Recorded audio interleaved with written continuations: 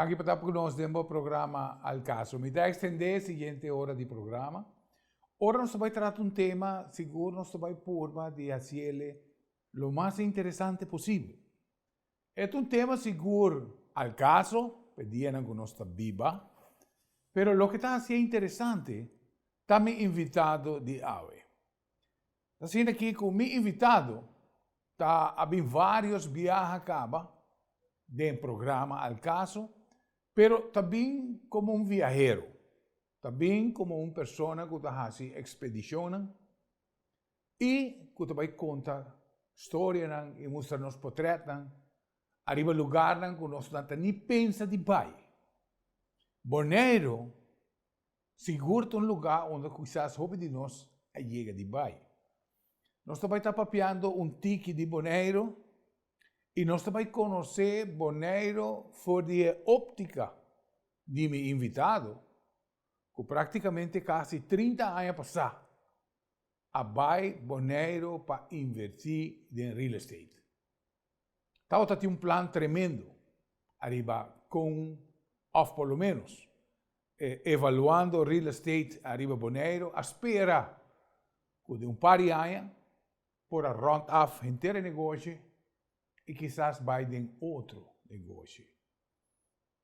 Praticamente 27 anos depois, ainda, meu invitado está bezig com o terreno.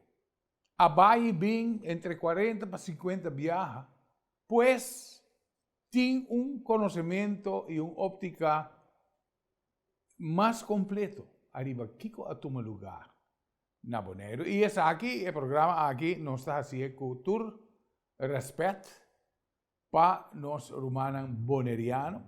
Nós está guardando bom mirar na Bonaire e saludo para nós também a Irã. Nós vai tratar e papi tiki de Bonaire. Meu invitado para hoje está nada mais, nada menos que Frank Bonset. Frank, dank je voor het dit programma houden. Bedankt Frank, dat je nogmaals een keer in het programma is. Dank je. Met een ander subject wel. Zeker, een heel ander subject, maar niet minder belangrijk denk ik, Rafael. En bedankt voor je uitnodiging weer. Ik heb de bubbel gebruikt om naar Bonaire te vliegen, zo'n 14 dagen geleden. En daardoor kon je dus zonder veel problemen en testen, kon je daar naartoe vliegen. Dat deed dan DVR, $375. Dus dat was natuurlijk wel eventjes flink in de portemonnee. Maar goed, dat hadden we ervoor over. Mijn zoon en ik, Glenn, zijn daar zo'n kleine 10 dagen geweest. En ik moet zeggen dat er is heel veel veranderd. Ik kom er ongeveer al 30 jaar. Ik heb daar 27 jaar geleden heb ik daar een stuk grond gekocht. Hoeveel jaar geleden? 27 jaar. Ik kom daar 30 jaar, maar ik ben daar 27 jaar geleden heb ik een stuk grond gekocht. Eigenlijk een berg. En die berg die heette Cerro Grande. En niemand wilde die berg hebben, de regering wilde er vanaf. Er liepen alleen wat ezels en geiten rond. En ik stond op die berg, zo helemaal hoog, mooi uitzicht over de stad. Nog geen 7 minuten van Kralendijk.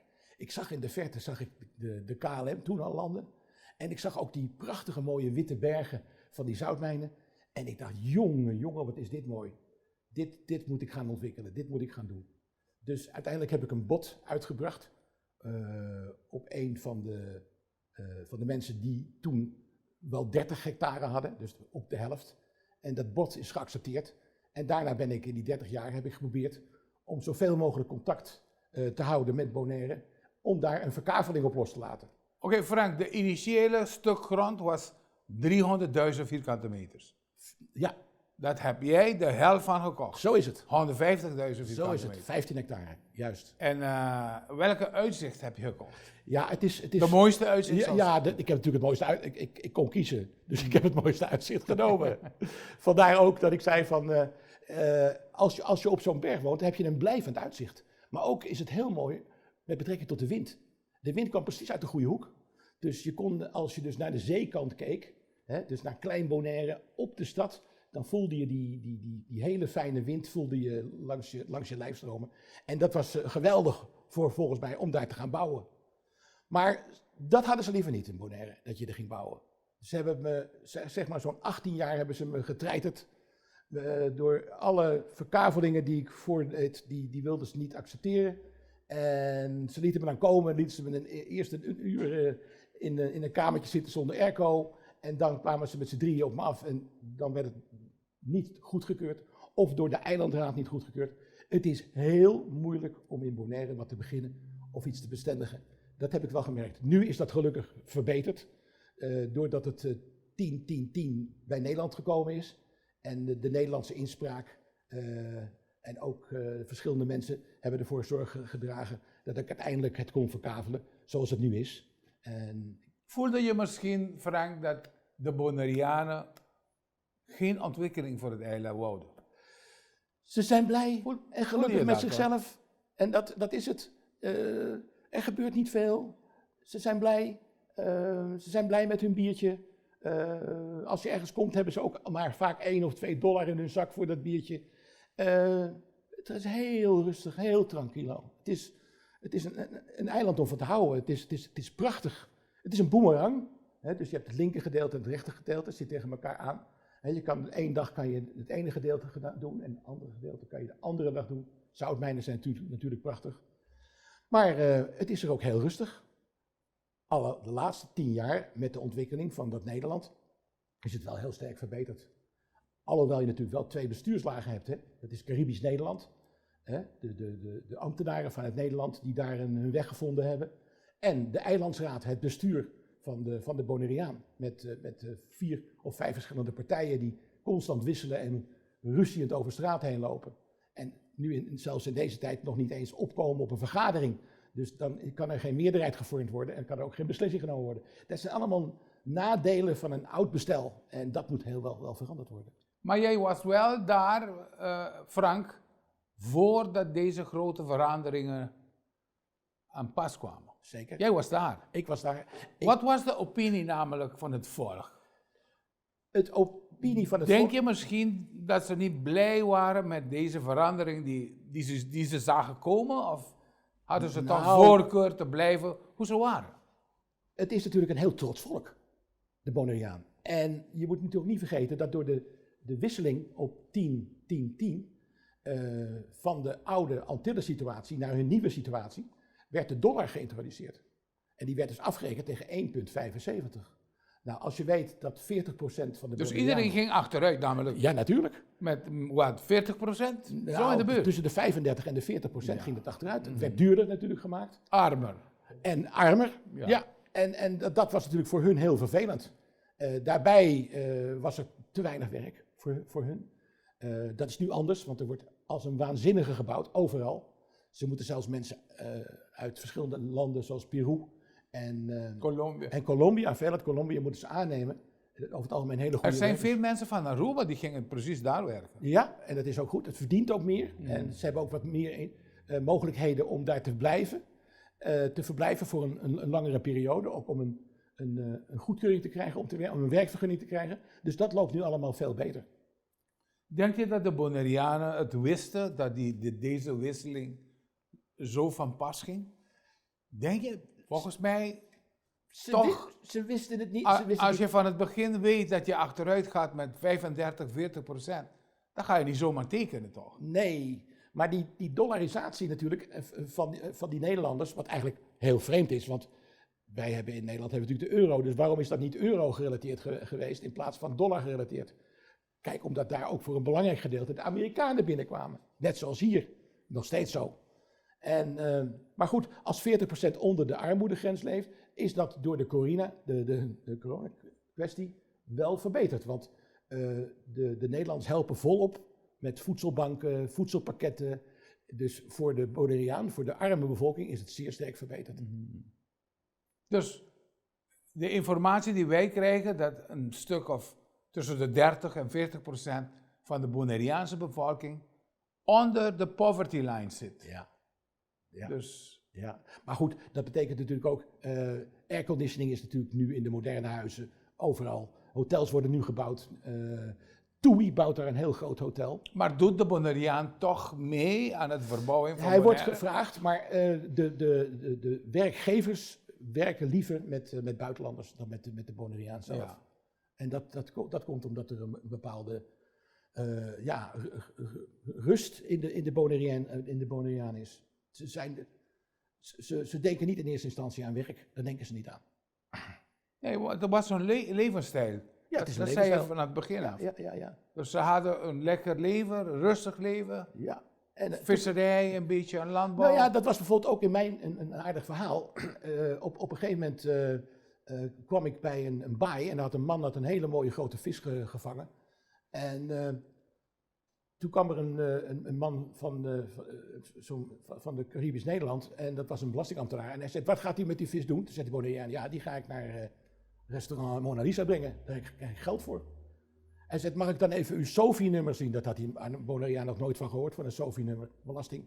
Dus die hele gang weer naar dat restaurant met die vis, dat werd allemaal weer aangetekend en het moest weer anders. De Nederlanders wilden dat weer anders doen. Dus het hele principe van de Bonaireaan die zijn centjes verdiende met visserij of met de landbouw, dat ging helemaal verloren. Ja. Dat is weer een voorbeeld van hoe het dan ook niet moet. Dus het was hun manier van zaken doen. Het was hun manier van zaken doen. Kijk, ik luister hoe je het vertelt, Frank, en het komt heel duidelijk naar mij, de Maasai in Afrika. Oh ja.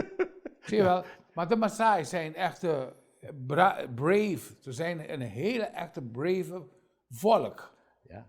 Ja. Ze pakken een leeuw aan met een knuppel. Ja. Kunnen ze doen. Ze mogen niet schieten. En ze mogen niet schieten. Nee. Maar de Maasai, die leven lekker. Op hun manier. Ja. Dus als je morgen een Maasai gaat vertellen dat je een mooie Ray-Ban aan moet hebben, want dat is de mode. Ja. Dan ga je hem zetten in een situatie waar hij zich niet gaat vinden. Nee. En dat is precies gebeurd met de Bonaireaan. Ik ben het helemaal mee eens. Helemaal mee eens. En natuurlijk is het land, het heeft een toename gehad van 12.000 naar 20.000, 21.000 mensen. Dus die 8.000, 9.000 mensen die erbij gekomen zijn, dat zijn natuurlijk ook gedeeltelijk Nederlanders. En ik moet je zeggen dat ze hadden verwacht dat er nog meer Nederlanders naar Bonaire zouden gaan. Want eigenlijk kan je een lokale economie onder de 25.000 mensen kan je niet leiden. Dus wat hebben ze gedaan? Ze hebben de winstbelasting losgelaten, dus voor NV's. Ze hebben veel belastingen losgelaten. Dat betekent met het antwoord dat veel Nederlanders daar zouden komen om hun bedrijven op te richten en de eerste jaren geen belasting te betalen. Mm-hmm. Dat is ook gebeurd. Dus je ziet de meest rare verschijnselen. Je ziet mensen die bijvoorbeeld brandbeveiliging hebben voor keukens. En dat wordt dan natuurlijk door de Caribisch Nederland wordt dat dan als verplichting gesteld. Er zijn dingen die je tegenkomt dat je denkt, nou hoe kan dat nou zeg? En dat komt natuurlijk allemaal door de veranderingen van de Makamba's, van de Nederlanders die gekomen zijn. Daarbij moet ik ook nog eerlijk zeggen, de businessclass van Schiphol naar Bonaire zit altijd vol. Want heel veel ambtenaren krijgen als uitje aangeboden om daar te gaan kijken of te gaan bezoeken wat er in Nederland besloten is. En die besluitvorming die komt steeds meer voor uit Nederland en die gaat over op die eilandsraad en op Caribisch Nederland. De uitvoering wordt gedaan door de Nederlanders. Dat is ook een gevaar voor Aruba straks, als we zover mochten komen. Die uitvoering van? De uitvoering van beheer. Van beheer, dus ja. De belastingen, ja. de militairen, de wegen, de opzet van DIP bijvoorbeeld. Hoeveel mensen zijn er bijgekomen in Bonaire? Hoeveel mensen waren er vroeger en hoeveel zijn er nu bijgekomen? In mijn tijd, zeg maar 30 jaar geleden, waren er 12.000. 12.000 mensen. En dat is nu aangegroeid tot ongeveer 21 in die afgelopen jaren. Waarvan ik zelf gedacht had, nou luister. Dus bijna 100%?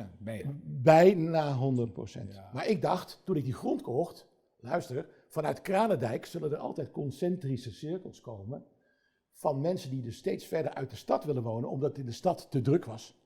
En die zullen uiteindelijk bij mij op de grond komen en daar dan een stuk grond kopen en daar een huis op gaan bouwen. En dat is niet gebeurd, vandaar dat ik zo verschrikkelijk lang heb moeten wachten. Alleen die uitkijkpost zou genoeg zijn om daar te gaan wonen, Frank. Ja, het is het mooiste uitzicht van de hele wereld en je zit er alleen. En het is alleen de vraag of je dat zou willen zonder water, elektra. Maar goed, je kan natuurlijk met zonne. Heb je het allemaal verkocht, Frank? Nee, ik heb van de 8 heb ik er 6 verkocht. En ik moet er nog 2 verkopen, waarvan 1 een optie gegeven is. Maar die 6 heb je verkocht in de laatste hoeveel jaren? 1,5. 1,5 jaar.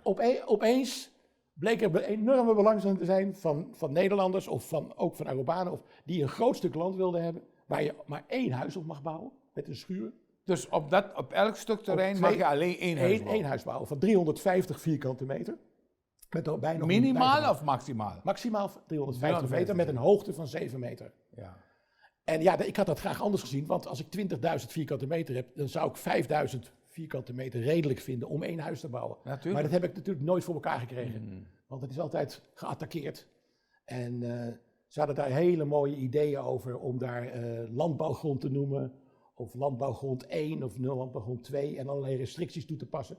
Maar ja, en daarbij, ik had 1 geluk. Maar van het begin was het zo dat geen ontwikkeling, geen vestingontwikkeling daar. Dat wilden ze niet. Maar goed, uiteindelijk... We praten niet eens over lotten van 1000 meters met een huis van 600. Nee, dat wilden ze helemaal niet hebben. Nee, dat kwam helemaal niet voor in het geheel. Dat had ik ook zelf niet gewild. Want maar daar kan je toch zien de mentaliteit die bij de Bonaireanen leefde. Ze willen hun eiland gewoon voor hunzelf blijven. Voor hun natuur. Er is nou een Nederlander die heeft 10% gekocht van het eiland. Hè? En die zegt, ja, die heeft echte aardige plannen hoor, want dat ligt helemaal bij Rincon. Nou, dat is een plaats, daar wil je nog niet vakantie vieren met je familie. Maar wel heel interessant met oude huisjes en oude situaties. En daar gebeurt dus ook niks. En die man die heeft daar een plan voor ontwikkeld. Met landbouw en met huur, FCCA-woningen. Met grote villa's aan de kant van de zee, aan de Caribische Zee. Dat plan ziet er heel erg goed uit. En die wordt ook aan zelfs een partij opgericht om die man dwars te bomen. Ze willen dat niet. Terwijl daar de erosie op dat stuk grond door de komst van de zee zo verschrikkelijk lang al bezig is en zo lang duurt dat je eigenlijk er niks mee kan gaan beginnen dan een eenvoudige woningbouw of in ieder geval wat dingen te doen die wat geld opbrengen. Of weliswaar wat energie kosten, maar geld opbrengen. Televidentes do programa El Caso nos está entrevistando nuestro amigo Frank Bonset y está contándonos un tique arriba del desarrollo que toma lugar en Bonaire de últimos 30 años, por de su perspectiva. Wanneer nos viste al inicio, Frank Bonset ha invertido a comprar 150.000 vierkante meters, que apenas 2 anos passados logra vender 6 lotes, que ainda te queda 2.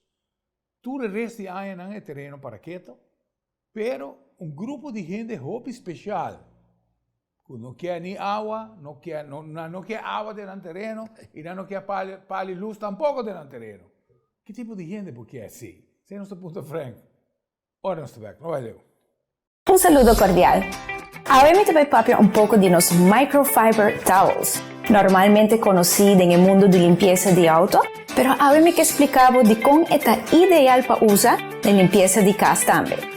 Me te voy a explicar qué hacen los microfiber towels extra especial comparado con ahora bota usa duquinan tradicional para limpieza de casa. El microfiber towels también es conocido por su energía electrostática. Esa es ideal para limpiar todo el stuff de un solo swipe. Ahora voy limpiando bocas. El microfiber towels nanta 8 viaja más absorbente que su mesmo peso. Esa que es ideal para ahora botar seca bota yornan, o bota seca bomán, o hasta también ahora bota limpia bo ventana y glass. Me te espera bota suficiente informada de todo lo cual voy por hacer con los microfiber towels. Bota haya de cada paquete 30 towels para solamente 24 florin y está obtenible en toda tienda na DJR Auto Center, na Curaçao, na Macuarima y también na Turibana.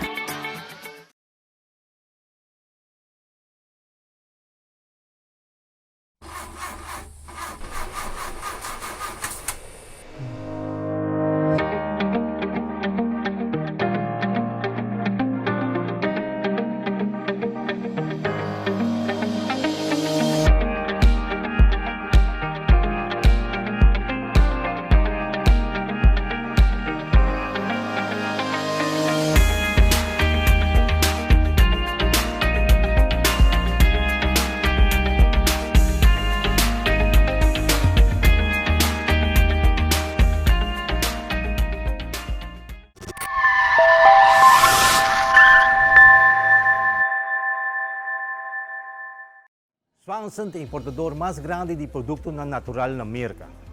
Ele importa para 90% para toda a marca na América. Hoje, nós temos a mesma marca Swanson na Aruba.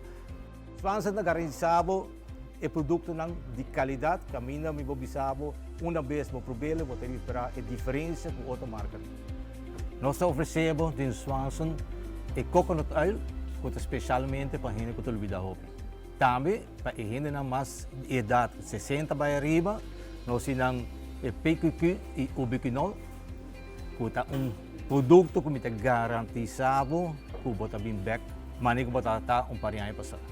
Aqui nós temos 3 produtos de Swanson, caminho com gente que tem vida druk, você hobby tensão, hobby stress. We oferecemos 3 produtos aqui, de Ashwanda, B-Complex e St. John Church.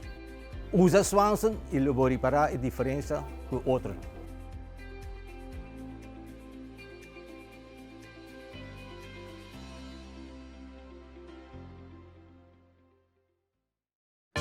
Se o auto está fora de alignment, pode sofrer de desgaste innecessário.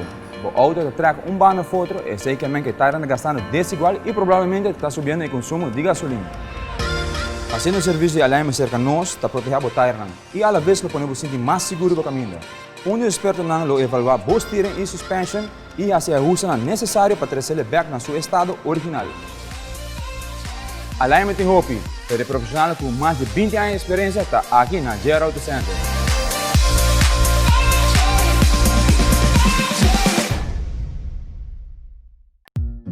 Duna Bocassa sentido di frescura con solamente hierba artificial di JR Auto Center. No supplier responsabile di installare tour stadion olimpico na Beijing. E qualità aqui está obtenibile aqui na Aruba, oferecida por do JR Auto Center, por de diferentes tipos de hierba según a necessidade que você tem. Duna Bocassa e sentido de frescura que solamente hierve por Dunabo instalar correctamente lo Dunabo años de buen servicio. Nos tiene instalación doméstico como también instalación comercial, manera son demo pantalla. Hierve artificial está na JR Auto Center. Nós seguimos pues com o tema interessante que nós está ensinando com o Frank aqui seguro conhecer tique de cerca arriba lo que é a passaden como inversionista na Bonaire. En seu caso, seguro, o negócio não vai de maneira à espera, vai entre 40 e 50 viaja Bonaire, pues está testigo realmente de cambio tão grande quanto um lugar. Frank explica-nos tique também para o que está em mentalidade de nosso humano boneriano e, em verdade, Kiko na preferência sempre estava para a isla. Que não quer conservar e qual é o estilo de vida que o Panam está bom e que está assim feliz. Ave, Bonaire, a história está inteiramente diferente e nós escuta, pues, de hobby boneriano que realmente não está contente com o cambio em qualquer lugar ou, ao menos, não a beneficiar. Nós também seguimos para tique de Bonaire e nós sabemos que Bonaire tem Klein Bonaire, uma isla, que também aborda mirar como uma oportunidade de inversão para uma pessoa muito famosa no passado. Pero Frank também passa nossa ding e também conta-nos mais arriba com tu cost a sociedade. Frank, Klein Bonaire. Ja, schitterend. Zien we allemaal van het vliegtuig. We passeren erboven. Prachtig. Maar er is nooit iets daar gebeurd, Frank. Ze hebben nooit gebouwd. Ze mochten het niet bouwen. Het was natuurlijk van Harry Belafonte. Oh, Island in the Sun. En Morris Neme, eigenlijk ook een aerobaan, die hadden dus dat stuk grond. Omdat de achternamen Bell en Neme bij elkaar Belnem waren, hebben ze er ook nog een villa-wijk naar genoemd. Belnem, vlakbij de airport. Dat is een villa-wijk. Het is een villa-wijk, ja. Bij de airport. Bij de airport. Hoeveel huizen zijn daar gebouwd? Dat zijn meestal appartementen. Helemaal ontwikkeld? Helemaal ontwikkeld. Heel goed gedaan. Met vlak aan zee. En het mooie daarvan is ook dat bij de Belnem dat de zee onder je klotst op de rotsen en dan krijg je zo'n zuigend geluid. Het is echt een genoegen om daar te verblijven. En je hebt daar Bel Air, dat is een appartementencomplex. Nou, dat is zeker de moeite waard om daar een keer naartoe te gaan.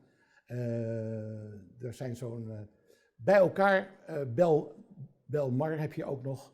Bij elkaar zijn er zo'n 80 tot 90 appartementen die je kan huren. En wat zeker waar. Er zijn weinig hotels in Bonaire. Is dat een investering van Belnem? Nou, ik zou vertellen, als je zo'n klein appartement koopt, dan praat je over 75 vierkante meter met 2 slaapkamers en een badkamer. Dan praat je over nu $390.000. Dat valt dus nog wel mee. Maar dan is het al wel wat ouder hoor. Het is in 1991 gebouwd. Dus dat is natuurlijk wel een lange periode. Maar het is goed onderhouden. En zo'n vereniging van eigenaren is heel sterk daar. En houdt het goed in de gaten wie ze daar binnenhalen. Er zijn veel Nederlanders die daar boeken. Hè, met TUI of met KLM aanvliegen. En die zijn er heel blij mee. Maar doen ze mee met timesharing in Bonaire? Timesharing is niet zo Condominiums wel? Condominiums wel. Maar het merendeel zijn appartementen die verhuurd worden. Hè. Dat is hun kracht. En dat zijn ook veel particulieren die dat verhuren. Al of niet. Dus Airbnb zit heel veel komt nu op. bezig. Dat komt nu op, maar dat zit meer net aan de buitenkant van Kralendijk. Of in Kralendijk zelf. Daar heb je de B&B's. Die komen nu natuurlijk op, want veel mensen willen natuurlijk wat extra centjes hebben. Maar even terugkomen op dat klein Bonaire. Dat was natuurlijk als je daar komt en je ziet dus die prachtige mooie witte stranden die eromheen liggen. En je ziet dan die geweldige onderwaterfauna. Met 5 soorten schildpadden die je daar kan zien. En ja, het is eigenlijk unspoiled. Hè. Het is zo verschrikkelijk mooi.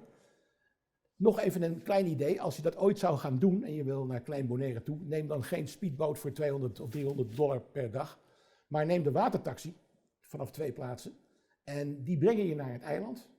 Daar zet je dan op een strandje, zet je spullen neer, je handdoek en wat je nodig hebt en je drinken. En dan stap je weer op die boot, op die watertaxi en die watertaxi die vraagt dan hoe lang je wil snorkelen. En dan kan je kiezen een half uur, 3 kwartier of een uur. Dus er is nog geen verbouwing op Klein Bonaire? Nee, absoluut niet. Het mag ook niet, zal ook nooit gebeuren. En het is inderdaad aangekocht door de Nederlandse regering, omdat ze daar absolute zekerheid van wilden hebben dat daar niet gebouwd zou worden. Het is ook een erg mooi, vooral de onderwaterwereld. Je hebt ook allerlei duikspots waar je natuurlijk met boeien goed gefundeerd, waar je goed aan kan vastmaken en waar je kan duiken en wat je weer boven kan komen. Maar eigenlijk is dat op Bonaire zelf niet nodig, want Kralendijk, de dijk van koraal, ligt als het ware helemaal om het eiland heen en is nog vaak geen 40, 50 meter verwijderd van het strand. Dus wat je doet is je pakt je auto, meestal is dat een oude truck en laat hem ook altijd open, want anders wordt er gestolen. Het is niet crimineel vrij, moet ik zeggen, dat eiland. Dus je laat altijd de deur open en dan ga je dus langzaam de zee in om naar je duikspot te gaan. Duikspots. Je hebt de Hilma Hoeker, dat is een schip wat daar gestrand is op 40 meter. Daar kan je prachtig overheen snorkelen of over duiken. Dat zit dus niet aan de kant van Klein Bonaire, maar aan de Bonaire kant zelf. Je hebt de 1000 steps, dan ga je naar beneden. En het enige wat je moet doen is je brilletje op en je snorkeltje aan en je flippers al of niet, meestal niet nodig. Je duikt naar de koraalrand en je ziet de meest prachtige wereld om je heen. In dat opzicht is het wel heel veel mooier dan Aruba. Ik heb hier zelf een duikschool gehad, ik ben zelf duikinstructeur. Dat ging ik je vragen juist. Ja. Je bent een duikinstructeur. Jazeker. Deed je op Aruba en ook op Bonaire? Ja, ik had de trips naar Bonaire. Dus jij bleef voor lange periodes op Bonaire? Ik vond dat als ik daar toch eenmaal was en ik moest de weg aanleggen bijvoorbeeld, dan had ik wel vrienden met een boot die mij dan de onderwaterwereld leerden kennen. Ik denk dat ik ook bijna elke duikspot van... Ken je ze allemaal? Ik ken ze allemaal. Ja. En ik heb natuurlijk mijn favorieten. En het leukste was natuurlijk, je kreeg ook wel opdrachten in de tijd bijvoorbeeld om een... Wat maakt die duikspotten zo speciaal, Frank? Het water ik heb het alleen gezien. Ja, de zee heb ik kunnen zien, maar nooit gedoken. Nee. Wat maakt het zo speciaal? Het is een hele andere wereld. Het is jammer, ik heb een duikongeluk gehad met mijn oor, dus ik mag nooit meer duiken. Maar als ik nu aan de poort bij Petrus zou komen en ze zouden mij vragen wat ik nu de afgelopen 15 jaar het meest gemist heb, dan is dat toch het duiken. Het was een geweldige tijd. En grote vissen, kleine vissen. Je hebt zeepaardjes. Dan ook die geweldige mooie wevers van allemaal mooie... het is te mooi om waar te zijn. Ook de foto's die gemaakt kunnen worden onder water. Het is ook een speciale sport, hè, onderwaterfotografie, hè, met hele grote camera's. Ja. En dat is, er zijn er heel veel. Dus het is echt een duikeiland. Maar goed, het nadeel voor de economie van een duikeiland is dat duikers, die gaan vroeg naar bed. Die gaan niet feesten, want die willen geen alcohol, want de volgende dag moeten ze weer 3 keer duiken. Dus die leven allemaal heel erg rustig op een budget om maar te kunnen duiken. Daar doen ze alles voor. Dus er wordt niet veel geld uitgegeven in die duikwereld. Behalve dan de spullen die ze nodig hebben en de duikflessen zelf. Nitrox, dat is het nieuwe idee van een gecompromitteerde zuurstof. Kan je overal krijgen in flessen. En ik moet zeggen dat die professionering van die duiksport en het aantal duikscholen is ook enorm toegenomen. En professioneel. Dat is geweldig. Ik kan nog herinneren, ik weet niet of hij uit Puerto Rico was. Het was een duiker die gewoon met deep dive. Ja, deep dive. Die kon 200 voet kon die duiken. 100 meter. Hoeveel? Het wereldkampioenschap is geloof ik op dit moment 125 meter. Maar dat is een verslaving. Die mensen heb je daar ook, hè? Maar hoe heet die sport, Frank? Ja, deep diving. Deep diving? Ja, deep diving. En dat is hoe zal ik het zeggen? Een verslaving. Ik zag het op tv. Ja, maar je wil het gaat als volgt. Je hebt een stok of je hebt een lange lijn naar beneden. En sommige mensen vangen je erop met een normale luchtfles. Geen zuurstoffles, het is gewoon normale lucht die gecompenseerd is. En die mensen die gaan elke dag een klein beetje dingen om het gevoel te hebben dat ze dus ik zelf ben nooit lager geweest dan 59 meter. En dat was ook al flinke druk op je lichaam, hoor. En dat is met een tank? En dat is met een tank. Ja. Maar die doen het zonder tank. Zonder tank, daarbij mag je natuurlijk nooit sneller opstijgen dan de bubbels die je uitademt. Wow. Dat is natuurlijk ook nog een keer gevaarlijk. Dus je moet heel goed je adem in kunnen houden. En een verslaving, die mensen heb je ook. Deep diving. Dat was mooi. In die uitzending zag ik volgens mij, deze diver, die heette Pipi. Ik kan me niet herinneren zijn laatste naam. En hij zakte tot 200 voet. En het was helder, helemaal. Op 200 voet was het helemaal helder. Ja, maar 200 voet is ongeveer 60, 70 meter. Hè? Het gaat nu al boven de 100, hoor. Ja. En er zijn ook heel veel vrouwen die dat doen. Maar die opname dat we konden zien, dat het heel helder was. Ja. Nou, is het misschien omdat Bonaire zo in een vorm van een boemerang is, dat water gewoon blijft stilstaan? Nou, wij hebben hier op Aruba meer stroming dan Bonaire. Ja. En dat komt dus door het boemerang-effect. Dus aan de noordkust, daar heb je wel wat stroming. Ja. Maar aan de zuidkust bijvoorbeeld, en om Klein Bonaire aan, ook niet. Maar je moet natuurlijk ook, als je gaat duiken, altijd kijken, waar is de stroom, hoe gaat die? En dat is heel belangrijk. Welke zijn de delen van Bonaire die het meest ontwikkeld zijn, Frank? Belnem. Dus, Belnem is eentje, ja, er was niks daar. Er was niks. En je hebt natuurlijk ook nog de ezelboerderij van Marina, die daar hebt. Dat zijn er veel, dat zijn er over de 500, hoor. En dat wordt allemaal bijgehouden. Dus heb je heel veel sponsors voor uit Nederland die hooi brengen en zo. En er wordt regelmatig ook aanrijdingen met ezels, helaas. Dat is wel jammer. En ezels en geiten, die eten natuurlijk ook de wortels uit de grond. Hè? Toen de Joden in Israël in 1948 binnenkwamen, is het eerste wat ze deden was alle geiten gewoon slachten. Want die haalden namelijk alle nieuwe spullen, groenten uit de grond met wortel en al. En die vraten ze op. Dus dat zijn voor de erosie van je grond is het beter om geen geiten te hebben. Dat geldt hier ook als je een geitenfokker hebt, die eten alles kaal. Maar dat is merkbaar in het landschap waar geiten wonen. Toch? Ja, Ga je zien. Nou bijvoorbeeld op mijn land, daar wonen er heel veel. En als het echt droog wordt, weet je, en er komen geen vruchtjes meer aan, dan pakken ze gewoon ook de prikkels, hoor. Ze eten alles, hoor. Het zijn echt alleseters. En het zijn zeer intelligente beesten. Ze herkennen jezelf. Dus als je overal opinie maakt over die vooruitgang van Bonaire, welke woorden zou je kiezen, Frank? om het te omschrijven? Langzaam maar zeker. Toch sterk afhankelijk van de Nederlandse indicaties en van het gouvernement van Nederland. Geïnjecteerd, zou ik zeggen. Het is een gemeente van Nederland. Het is een gemeente, ja, een bijzondere gemeente van Nederland. Maar ook in deze situatie waar wij nu als Arubanen in zitten, is het misschien helemaal niet zo gek om te denken aan een situatie waarbij wij een bijzondere gemeente zijn. Ik denk zelf bijvoorbeeld dat het mogelijk moet zijn om de 6 eilanden, en dan bedoel ik Bonaire, Curaçao en Aruba, en dan Australië, Sint Maarten en Saba, de 6 eilanden, om die samen te voegen in een provincie. Zoals bijvoorbeeld Frankrijk dat gedaan heeft. En Frankrijk stuurt daar gewoon zijn agenten heen. De politie is daar aanwezig, de eetgewoontes worden overgenomen, de belastingen worden daar geënt volgens de normen. Daar wordt nog met de euro betaald. Het zou geen gek idee zijn om daar met die 6 eilanden een soort overbrugging te hebben, een deken te hebben van een provincie. En dan kunnen de plaatselijke steden, zoals Willemstad en Oranjestad, die zouden dan bijvoorbeeld bijzondere gemeentes kunnen worden. Waarbij je natuurlijk het voordeel hebt dat je militair, kan je dat beter organiseren. Je kan financieel kan je het beter organiseren.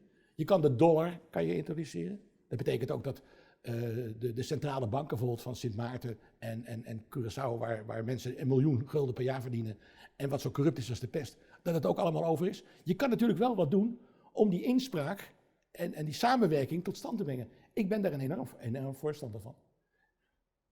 Wel, dat is eigenlijk wat op tafel nu zit. Er zijn enkele mensen op Aruba die een idee erover maken dat misschien Aruba in de toekomst een gemeente kan worden van Nederland. Ja. Maar we hebben natuurlijk wel Stadsaparte. Zeker. En Stadsaparte die kwam namelijk voor een reden. Zeker. En dat gaan we eigenlijk bespreken in het laatste deel Dat van is het programma. Dat is goed. Televidentes, non sta là che ultimo parte, in verdad, papiando un tiki di e luce con Aruba ta timpa stazza parte. Non sto vai papi un tiki di Seiko Frank, ora sto back, vai leo.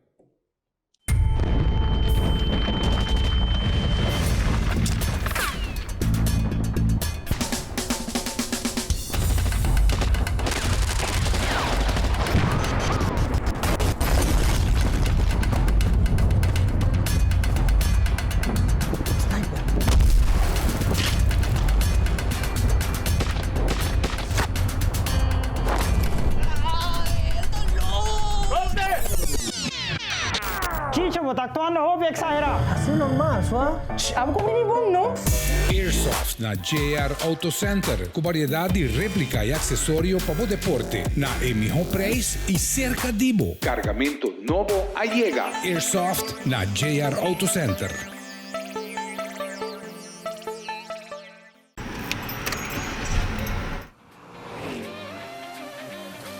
Bo auto está mais que simples transporte. Está bo táxi, está bo truck, para hacer mudança, está bo baby estimado. JR Auto Center Parts na Santa Cruz está bo supplier para ter bo auto de boa condição. Auto Parts está parte de nosso serviço total. Nós está bo consejero, nós está resolver bo problema e se mister busca dempurar, nós está express mail for de qualquer destino.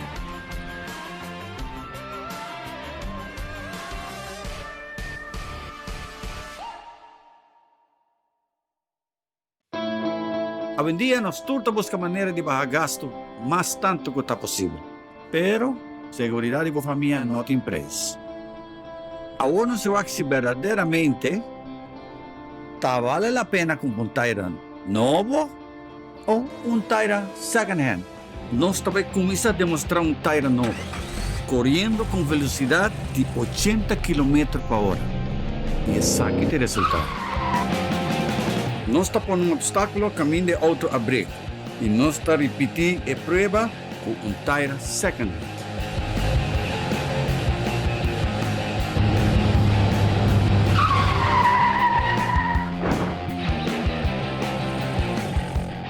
Não larga seguridade de Ibo e boa família Umbanda. Invertir em Tyra novo.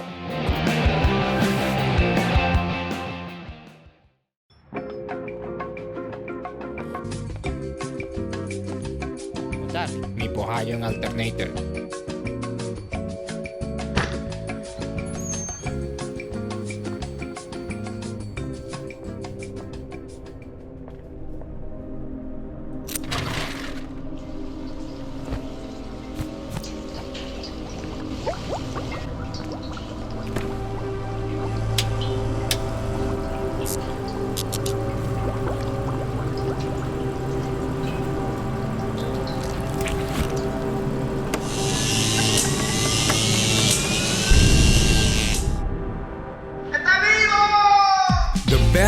parts, no matter what, at JR Auto Center.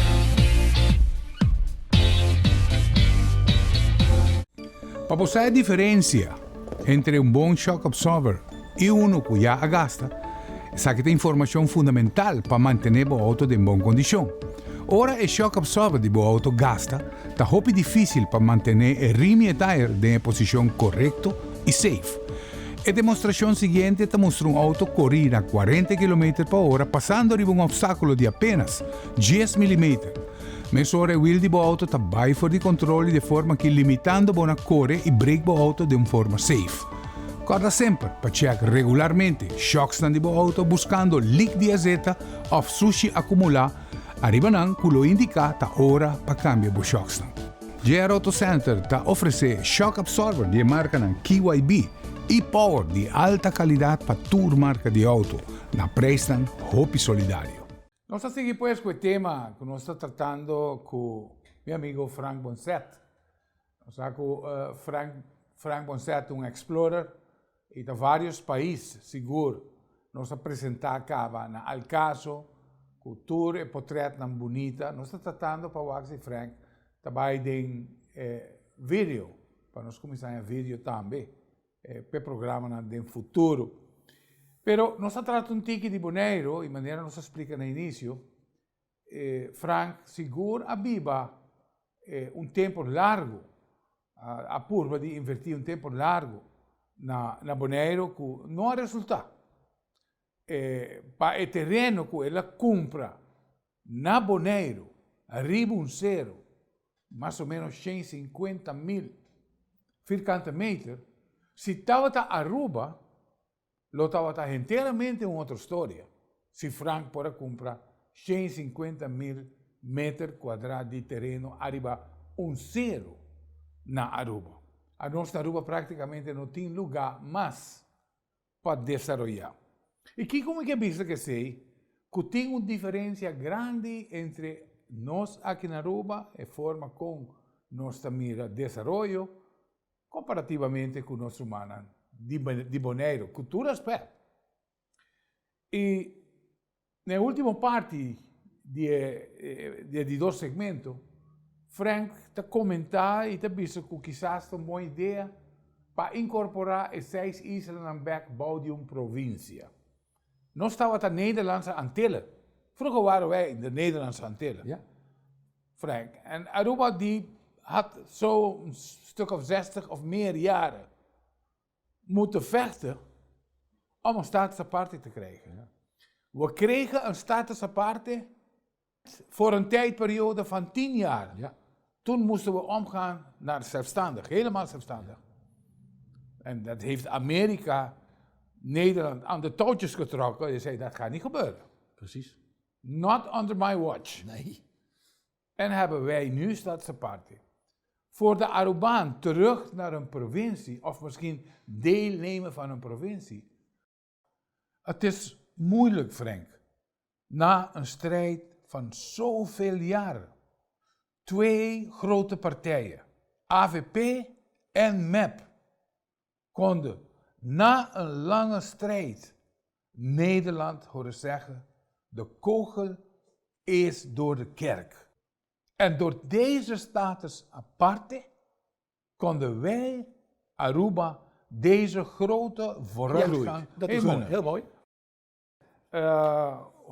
Hoe die hele overheid in elkaar zit. Als we hebben bijvoorbeeld over nummerplaten, hebben we nu momenteel. Dus deze hele COVID-19, dat maakt heel duidelijk eigenlijk hoe slow we zijn in alles in de overheid. Ja. Jij hebt toch meegemaakt met die nummerplaat? Ja, vertel eens even. Wij allemaal mee, we hebben het allemaal meegemaakt. Nou ja, maar weet je, het is toch eigenlijk onbegrijpelijk dat iemand dat je niet in staat bent om binnen 7 maanden, om dan gewoon zo'n 80.000 nummerborden uit te delen. Dus, maar de organisatie, daar gaat het natuurlijk om. Dat klopt niet. Je hebt 3 plaatsen van uitgaven. Het bijgebouw, het hoofdgebouw en dan heb je ook nog een rij waar je zaterdag in kan staan. Dan ligt het op een stapeltje. En dan zeg je ja, maar dan aanstaande zaterdag van 50.000 tot 55.000. Maar veel gezinnen hebben hier, omdat ze allebei man en vrouw werken, hebben allebei een auto. Dus de een heeft een 10.000 nummer en de ander een 30.000. Dus die gaat geen 2 keer in de rij staan. Die denkt, nou, als het over is, dan kom ik met 2 nummerborden. Dan is de rest al opgehaald, dan kom ik nog een keertje. Dus iedereen stelt uit. En als je dan naar binnen komt en je kijkt daar, dan zijn er 7 man staan daar met een monddoekje, staan te wachten totdat er iemand komt tussen de 50 en de 55.000, die niet komt. Het is toch om helemaal gek van te worden. Dan zou ik zeggen, 3, ga naar dat andere gebouw waar de rest van al die nummerplaten liggen. Help de mensen die nog niet geholpen zijn. En geef ze de nummerplaten met ook een juffrouw die controleert of je je belasting betaald hebt of niet. Dat is het. Het moet niet zo moeilijk zijn. Jij was ook bezig hier op Aruba met development. Ja. Je hebt een paar projecten, een paar mooie projecten op Aruba gedaan. Ja. Hoe vlug heeft het allemaal gebeurd? Nou, ik moet je zeggen... Vind je dat het... dat het meer tempo... Nee, maar of het AVP was of de MAP, dat maakte niet zoveel uit. Het was meer de standvastigheid van de notarissen die het werk deden en daar de goedkeuringen van kwamen. Dus ik ben beslist niet ontevreden over datgene wat er hier tot stand gekomen is. En ik moet je ook eerlijk zeggen dat ik woon hier nu 32 jaar en met heel veel plezier. En we hebben allemaal ons voordeel gehad natuurlijk hier. Hè. Maar er is een belastingachterstand van 120 miljoen. En nu worden de IB's behandeld van 5 jaar terug. Dat kan natuurlijk niet. We moeten natuurlijk wel zorgen dat de belastingcentjes binnenkomen. En het moet natuurlijk niet zo zijn dat degene die niet betaald heeft, bijvoorbeeld 2014, dat daar gezegd wordt, nou als u nu betaalt, dan krijgt u 50% korting. Want dan betaal je natuurlijk helemaal nooit meer. Je moet juist de mensen die wel betalen en op tijd betalen, die moet je honoreren. Maar niet de mensen die dus dat niet gedaan hebben. Dat zijn allemaal dingen waar ik me verschrikkelijk aan erger. Maar ja, daar moet iets aan gedaan worden. En op een of andere manier lukt dat niet. Ze hebben directeuren gehad bij de Belastingdienst. Er is nooit iemand in staat geweest om de bezwaarschriften. Bezwaarschrift duurt 5 jaar voordat het behandeld wordt. Dat kan toch niet? Het moet toch zo kunnen zijn dat je zegt, nou wat is het? Leg het neer, ga praten met die man of vrouw. Zet er een handtekening onder en wordt betaald. Het moet niet zo moeilijk zijn. Maar ondanks alles heb ik grensloze bewondering, ook voor onze minister-president. Die doet het heel goed. Ik vind dat zij dat tot nu toe geweldig gedaan heeft. Dat kan al bijna niet beter. Vergeet ook niet, hè, dat Evelien is zit natuurlijk in de financiën en ze is een fiscaliste. Dus zij kan erg goed rekenen. Hè. En wat ze tot nu toe gedaan heeft met het uitstel, hè, wat noodzakelijk is, want het is natuurlijk belachelijk wat die Nederlanders vragen om daar even binnen 2 dagen ja te roepen en een handtekening te zetten bij het kruisje. Dat kan natuurlijk niet. Nou, dat heeft ze goed geattaqueerd. En ik denk ook wel dat ze eruit komt. Maar luister, wij zijn de klos. We hebben geen geld meer. Nederland is nog het enige land wat bereid is om ons te helpen. Op de vrije markt krijgen we geen geld meer. Bij de banken hebben we het geld niet. Als je geld wil overmaken nu naar het buitenland, van je Arubaanse geld naar een buitenlandse rekening, mag dat niet meer. We zijn hier wel heel slecht bezig hoor. We zijn hier nog... Alle eilanden zitten vast momenteel. Ja. Dus, maar wij relatief het meeste. En dat komt omdat die horeca hier zo verschrikkelijk belangrijk is. En heel veel cafés, restaurants en noem maar op. Het zijn er ongelooflijk veel. En dat heb je op Bonaire natuurlijk niet. Je kan op Bonaire heel goed eten, maar een paar restaurants. Maar je hebt hier een aantal toprestaurants die elke avond vol zitten als de Amerikanen komen. Als de rijke Amerikanen komen. Maar we hebben ongeveer min of meer 1,2 miljoen gasten per jaar. Ja, geweldig. Die overblijven, die overnachten. Ja, maar je moet je voorstellen dat... Hebben we niet over de cruise ships, alleen overnachten. Nee, maar de zondag, dan komen er 40 vluchten, tot wel 60 vluchten op een zondag, vol met Amerikanen die hier hun centjes uit komen geven. Maar dat is mooi, dat is lekker. Mm-hmm. Dus die dollars, dat komt allemaal aardig binnen. En dan heb je natuurlijk ook nog de verschillende belastingen voor die buitenlanders die komen. Die moeten dan ook wel geïnd worden. En ja, het loopt allemaal geweldig, totdat het spaak loopt zoals nu. En vind ik ook dat ze het nu heel goed gedaan hebben, want het aantal infecties tot nu toe is 0,01%. Dus dat valt heus mee. Op het aantal mensen wat binnengekomen is. In de laatste 14 dagen, dat we het opengezet hebben voor Amerikanen, dat is per 10 juli, het is nu 22 juli. Dus dat is zeg maar 12 dagen, zijn er toch 7000 mensen binnengekomen. Dat is toch vrij veel. En waar we heel weinig besmet zijn. Dus maar wij zitten vast, Frank. Ja, zitten vast. We hebben geld nodig. Ja. We kunnen geld krijgen als wij eigenlijk die hele toestand van Nederland gaan accepteren. Onder andere het totaalbeheer van het eiland voor een periode. Nou, een totaalbeheer, dat hoeft niet hè, van hun. Hè. Ze willen zich niet helemaal zo opportun vastleggen dat zij... Mark Rutte is een keiharde kerel. Dat is een keiharde... Dat hebben we nou ook gezien met de onderhandelingen met Italië en Spanje. Dat is wel waar. Hij is niet populair in Europa. Nee. Maar ik vind wel dat je een aantal eisen mag stellen als je zulke bedragen gaat lenen.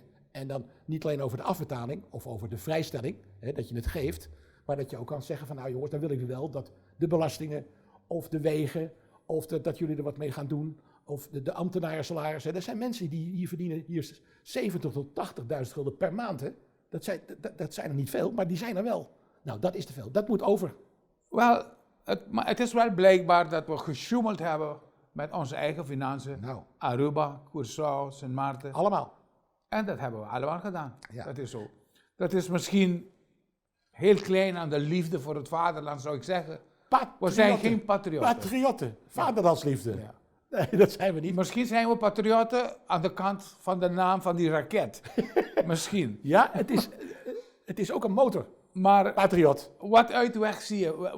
Wat voor uitweg zie je? Oh, dat vind ik heel moeilijk om dat te zeggen. Maar ik heb er wel over nagedacht. Ik denk dat er een overkoepelend orgaan moet komen over alle 6 eilanden. En dit overkoepelend orgaan moet een deken vormen waarbij de juridische, de rechtspraak belangrijk is, de militaire. Maar dat is al zo. Ja, en dat is al zo, maar niet met alle eilanden, maar ook dat heeft een apart gebouw en dat heeft weer een apart gedeelte. Je moet het allemaal comprimeren, je moet het bij elkaar brengen. En dan kan je ook makkelijker sturen. En dan kan je ook makkelijker verdedigen. Hè?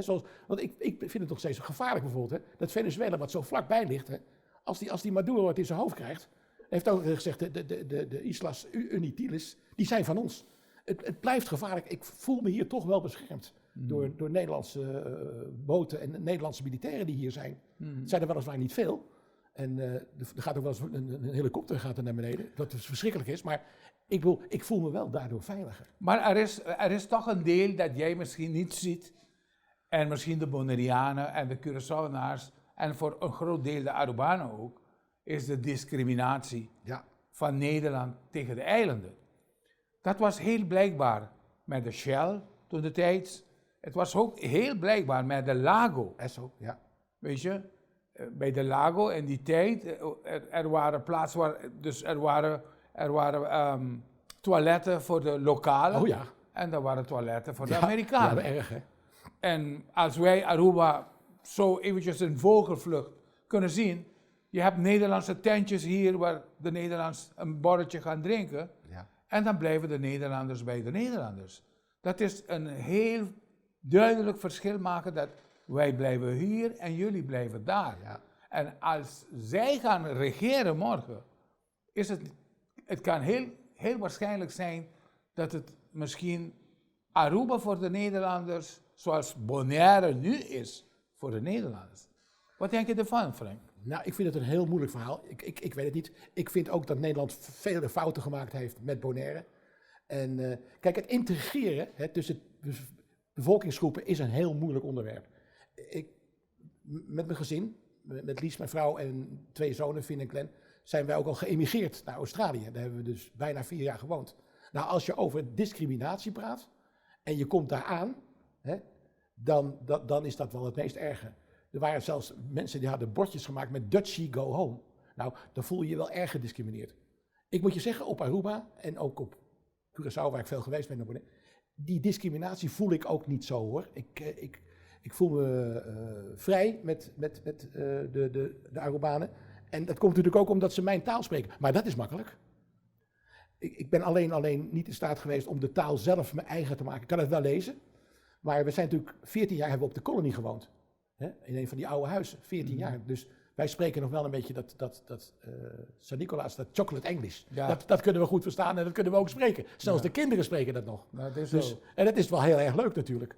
Maar ook op die kolonie, waar we natuurlijk tussen de werkers gezeten hebben, van die olieraffinaderij. Turken zijn er geweest. We hadden daar Turkse tentjes met pizza en met alles. Het was een enorme leuke tijd. En ja, dat is ook allemaal over. Maar er zijn zoveel dingen over, weet je. Daar heb ik laatst ook nog zitten denken. Neem nou voor de cruise-industrie. Ze zijn boten aan het bouwen met 3600 tot 4000 man. Zonder bemanning, hè? Dat is juist de markt niet. De markt wordt nu kleinere schepen. Ja. Dat is hetzelfde als toen de 747, de Jumbojet, geïntroduceerd werd door Boeing. Eigenlijk gaat COVID-19 alles veranderen. Dat is waar. Maar even over die Boeing, die Boeing 747, die werd gebouwd voor de rijke Amerikaan, die een waarde had van zijn dollar van omgerekend 3,70 gulden. Dus die kon naar Europa gaan en dan kon hij het zo makkelijk uitgeven, want de waarde van zijn product, van zijn dollar, was hoog.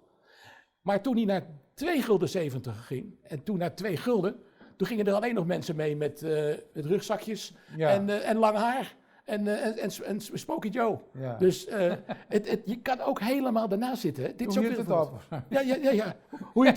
Hoe je het ook wendt of keert, er gaat wat fout.